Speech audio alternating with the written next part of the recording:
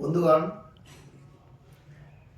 সকলকে আমার সিনিয়রদের শ্রদ্ধা, আমার ছোটদের স্নেহ, সালাম, আদাব জানিয়ে দু চার কথা বলবো যাতে সমাজের উপকারে লাগে।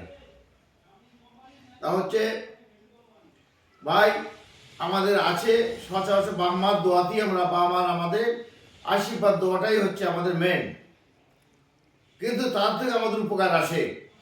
सचराचर महापुरुषेर कथा, हदीसेर कथा, बाप की खिदमत करने से कभी गरीब नहीं होगा, माँ की खिदमत करने से कभी बदनसीब नहीं होगा।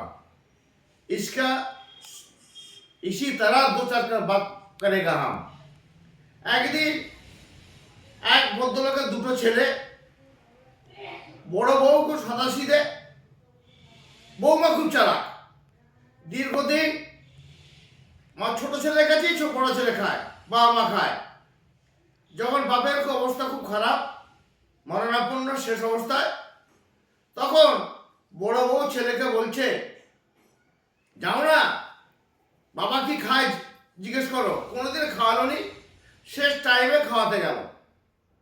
তখন বাবা কি খাবে, বাবা কি খাবে, বাবা কি খাবে, রাগেতে একটা খারাপ ল্যাঙ্গুয়েজ বলতে পারছি নি, ঘোড়ার ল্যান্ডের কথা বললো।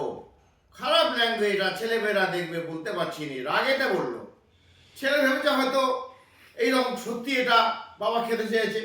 এতই সদস্য ছেলে, তিনি তার ছেলে সাইনা হয়ে গেছে, অর্থাৎ দাদুর নাতি, নিয়ে ঘোড়ার ওই ল্যান্ডটাকে খুঁজতে বেরোলো।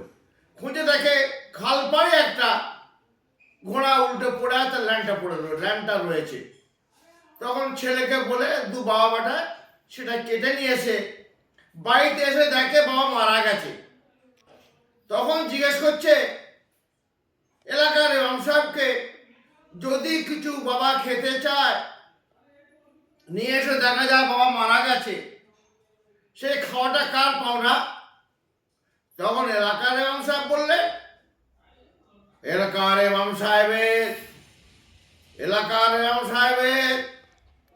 তখন তিনি সেইটাকে নিয়ে ভালো করে খাওয়া দাওয়ার ব্যবস্থা অ্যারেঞ্জমেন্ট করেছে, সচরাচর যেগুলো হয়। খাওয়ার পরে উনি সেটাকে কাবাব করেছিল, আম, দই আরো অন্যান্য সামগ্রী, অন্যান্য খাবার ছিল। খাবার যখন শেষে, যখন মৌলভী সাহেব মুখ ধুচ্ছে, জিজ্ঞাসা করছে, হ্যাঁ বাবা, তোমার বাবা কি খেতে চেয়েছিল? হুজুর ওইটাই খেতে চেয়েছিল। কোনটা? ঘোড়ার ল্যাংটা। রাগেতে ঘোড়ার যে সচরাচর বলি সেই ভাষায় বলল, বলতি তো আস্তাগফিরুল্লাহ হাওলা, তোমার কি খেতে চেয়েছিল? ওটা কি ইমাম সাহেব পাও না? মৌলবীদের যত ঠিকই হয়েছে। আজকে সচরাচর এখন করেন যে আলে মৌলবীর দশা এই বলি এই। যাক ভাই, এই তারা আপনারা এর থেকে আর জ্ঞান অর্জন করবেন। যদি কথাটা আমার ভালো লাগে, লাইক, শেয়ার, কমেন্ট করবেন।